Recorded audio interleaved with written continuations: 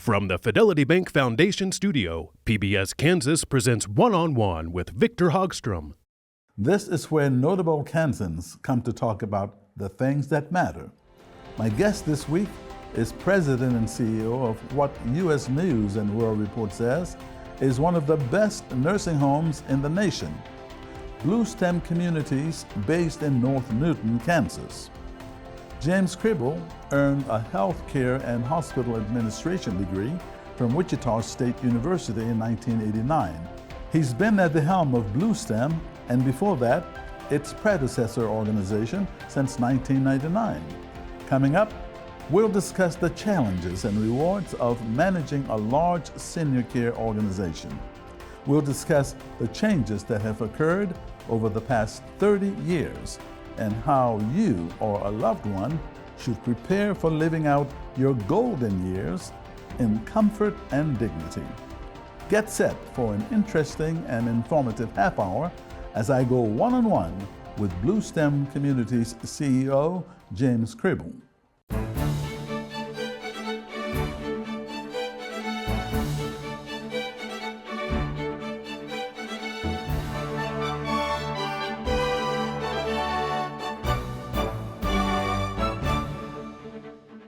Hello and thank you for joining us. I'm Victor Hogstrom, and I'm pleased to welcome Bluestem Communities President and CEO James Krehbiel to the program. James, it's a pleasure to have you. It's great to be here.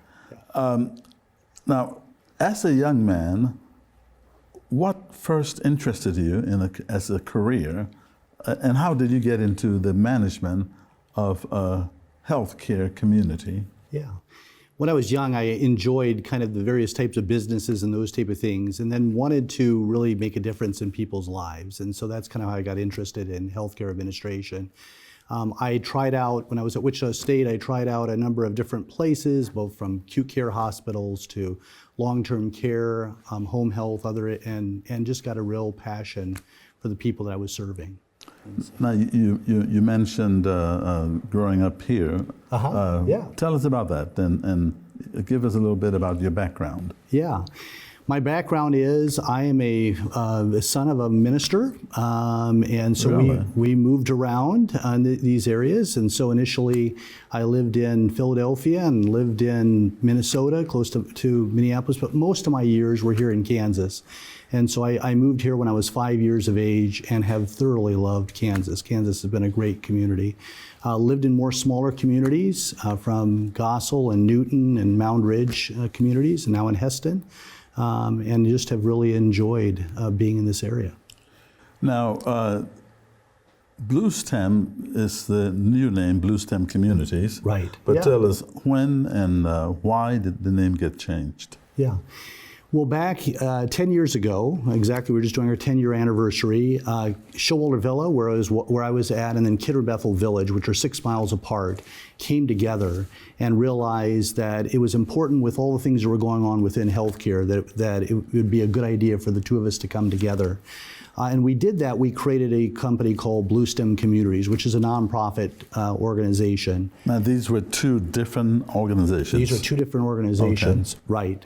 And actually, these two organizations were each other's biggest competitors, you know. And you merged. And they merged, exactly.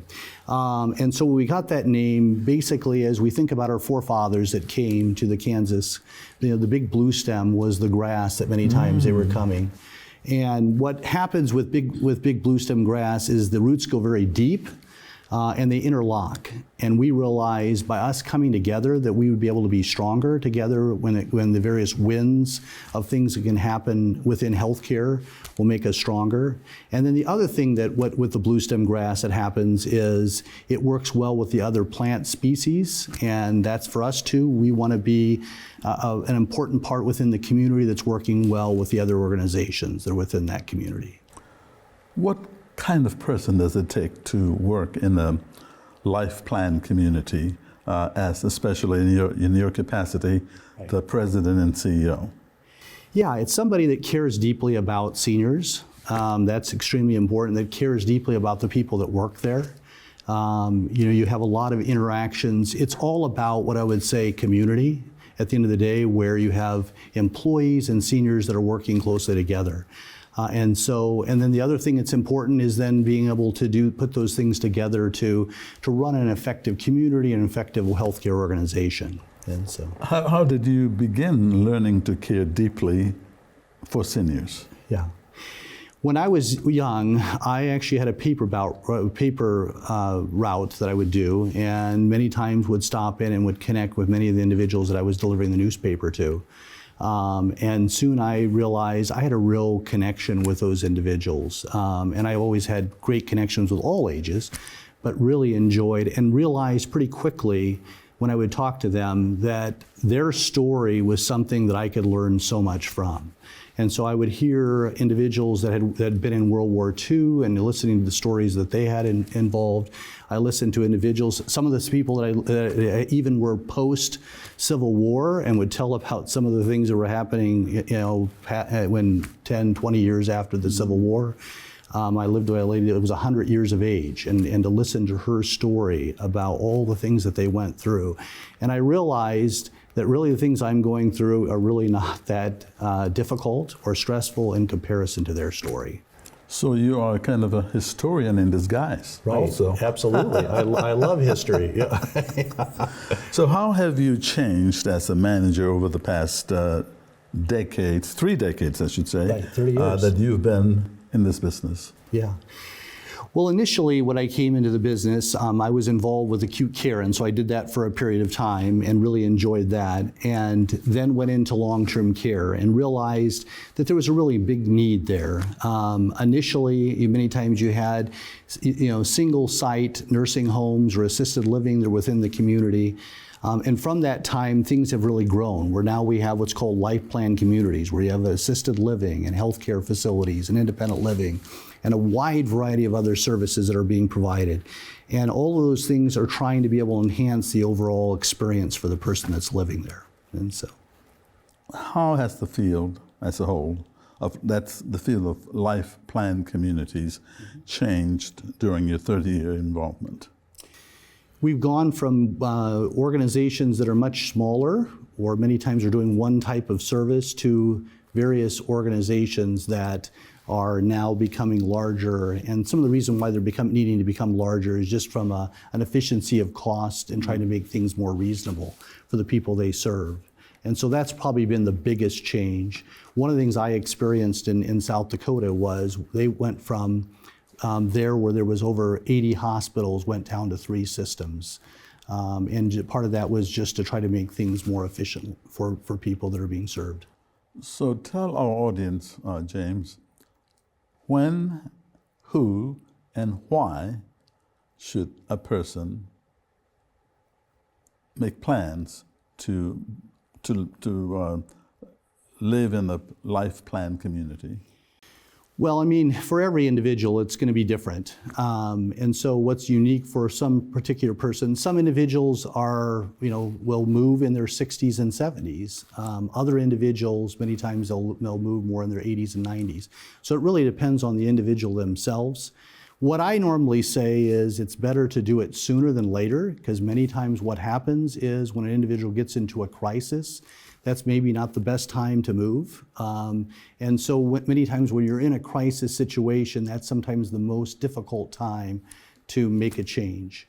And so within our communities and other communities around the state, you have what's called life plan communities. Many people move there in independent living, and then many times will go on to assisted living and healthcare. And they have that supported services that's there to be able to support them.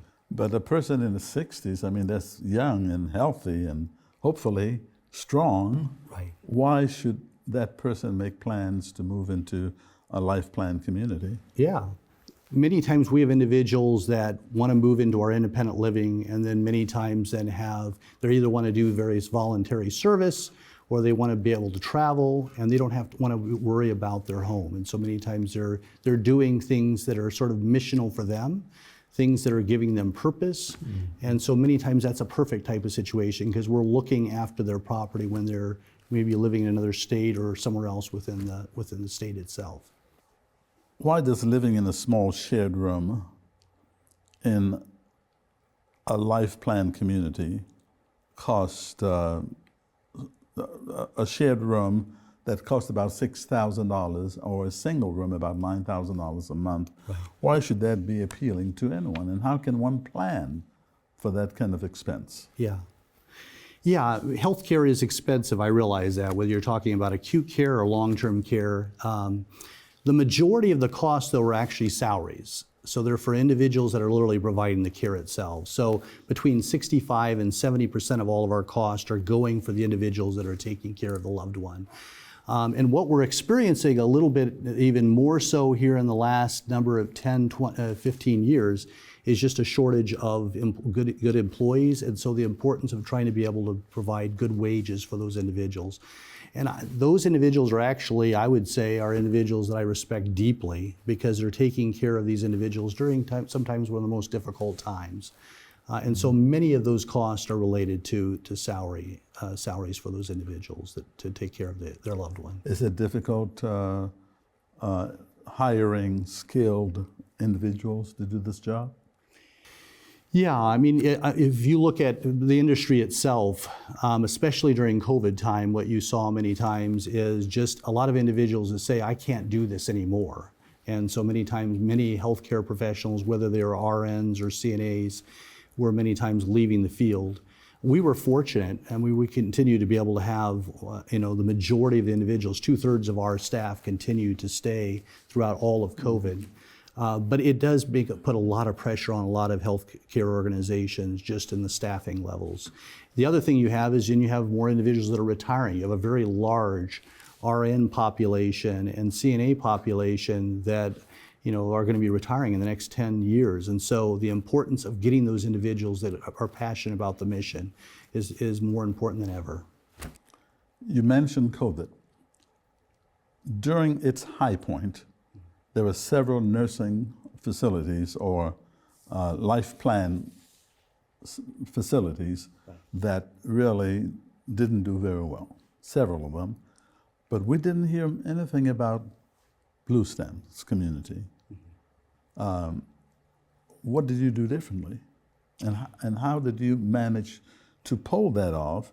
Because you, as I mentioned in the introduction, were among the top-ranked nursing care facilities in the country, according to, which magazine was this?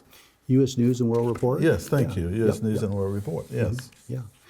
Yeah, well, we're fortunate because 98% of the people that work for us care deeply about the mission. And so when COVID happened, even though none of us wanted to go through something like COVID, you have individuals that say, hey, this is somebody that it's really important that we do the right things to try to be able to keep these individuals safe. And so, we went to, many of the things that were required by KDADS, the Kansas Department of Aging, what they required us, we were making sure that we were being, the due diligence there was very careful. And so whether it was masking, whether it was testing on a regular basis, we were fortunate because we have all private rooms. We have no semi-private rooms. And so we were able to keep people separate within their rooms.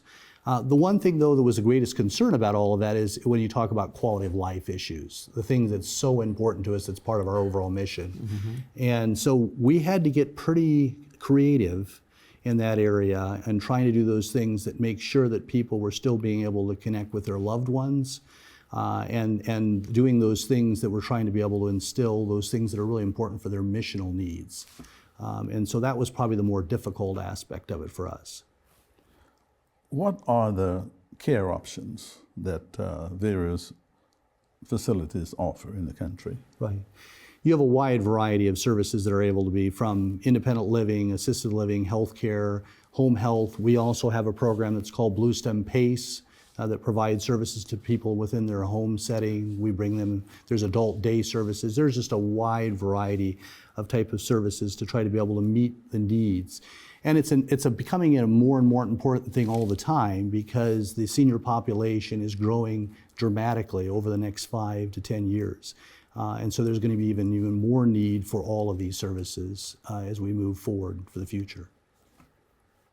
I mentioned earlier that a single room, and of course you don't have double rooms. We don't have any semi-privates, right? Yes, all private rooms, but one may cost $6,000 per person in a single room, a private room may cost $9,000 Right. in some facilities. Uh-huh. How could nursing care be made affordable in America today? Well, I mean, there's a wide variety of things. I mean, one of the ways you can do that is being able to work together, kind of like what we're doing, and that is... Like how? Well, I mean, several organizations are coming together that maybe have the same mission as a nonprofit, where you are able to avoid some of the duplication of services. Mm-hmm. So examples would be when we came together, we were able then to go down to one CEO, one CFO, one chief operating officer. You also have sometimes duplications within, and so you can create some efficiencies with that. That's one of the key areas. But there's always more and more things we can do to try to be able to become more efficient and more effective in working with people that are seniors. For a person watching this program right now who's thinking and considering enrolling, what advice would you give them to keep the costs down? Right. Well, I mean, one of the most important things for them is to do really good planning, and so it's important for them to look at their circumstances from the standpoint of how do they plan as they move forward in the future. One of the ways they're able to do that is just, basically looking at all the various options that are out there, and then looking at those options from the standpoint of saying, okay, at this time of my life, this would fit very well for me.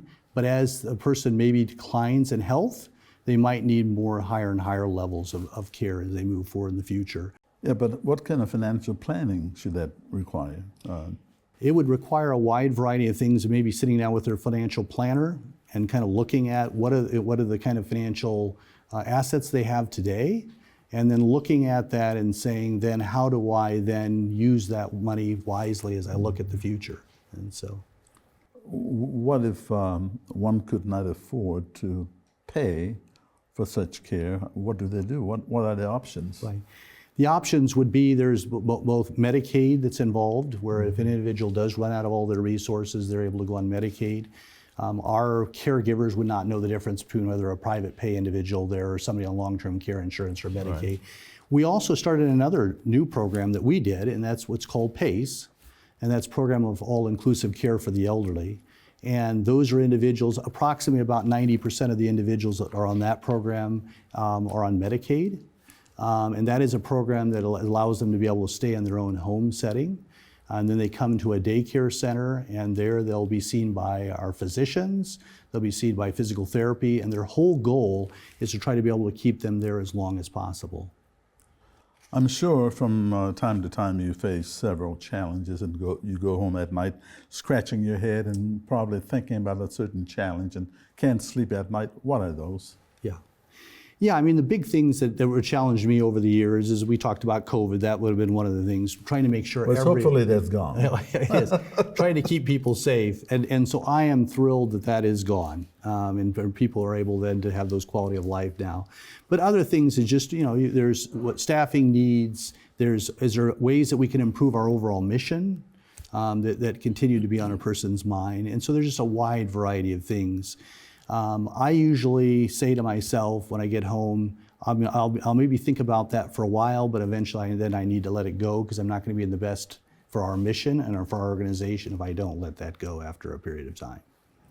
What about any fun things about the work?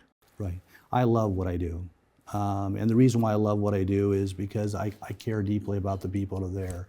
I love the people I work with. I love the people that live there. We have individuals. One of our core values is actually fun. And why I love that so much is it's people living together in community and coming together and making a difference in each other's lives. But I'm sure when you get attached to one or two of your clients and they're gone, how does that make you feel? What goes through your mind?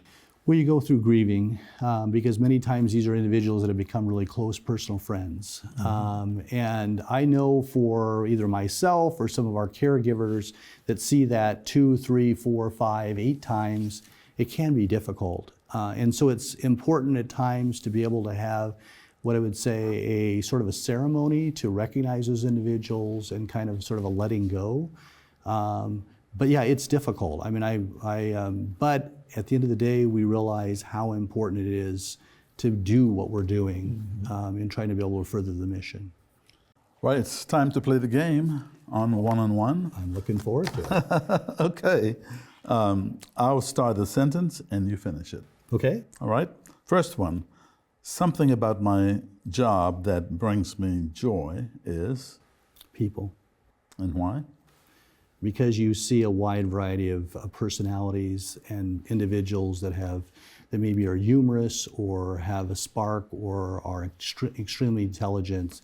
And I just love to work with various different individuals, and you see their different personalities. How much, as CEO, do you learn from these people that you have? I learn every day. I sat down with an individual literally a month ago, and when I sat there, I said, I am better off hearing this person's story, and I can learn so much from that individual just listening to their past story. Yeah, because these are some very intelligent people, retired people, who've made a great difference to our country and to their communities. Right.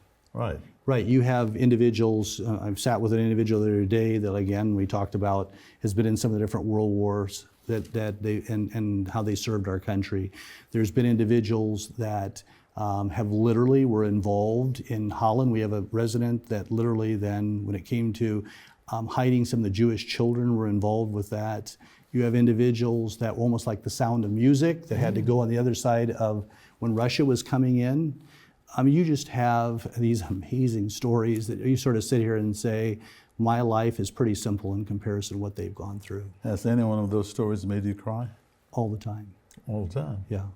Wow. Which one specifically? Do you have one? Well, the one where the person was sheltering, Jewish children and literally risking their lives. And just to listen to them talk about that. Another story that was one where a person was a missionary in Africa, and literally they had individuals that came in, and the country was in chaos.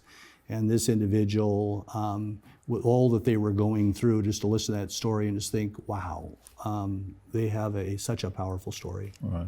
Yeah. Let's continue here.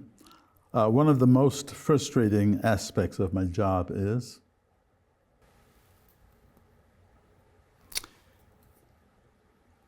Probably that that sometimes I can't accomplish things as quickly as I would hope I could, because you're dealing with a lot of different people and you need to listen to all those voices. Right. And so that can sometimes, and so you're sometimes not able to get things done quite as quickly as you'd hope.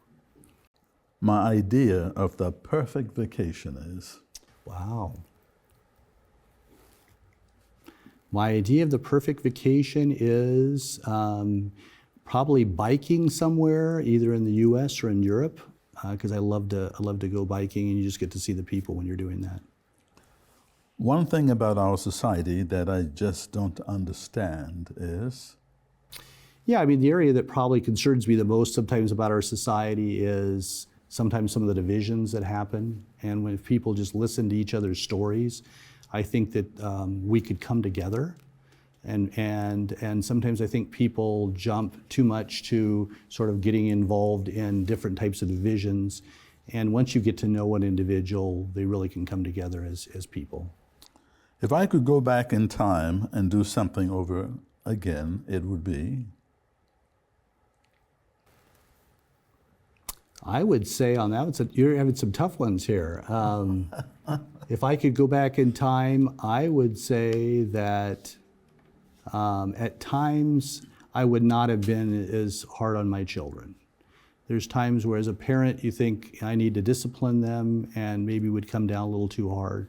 And at times, I wish I'd go back, I would probably not be a parent that is quite as, this is the way you do it. And so. But let's hope it's making them into good citizens, right? It does. That's the goal. Absolutely, they're wonderful. Right. You work with a lot of elderly, so this question you should be able to deal with very easily. My greatest fear about getting older is?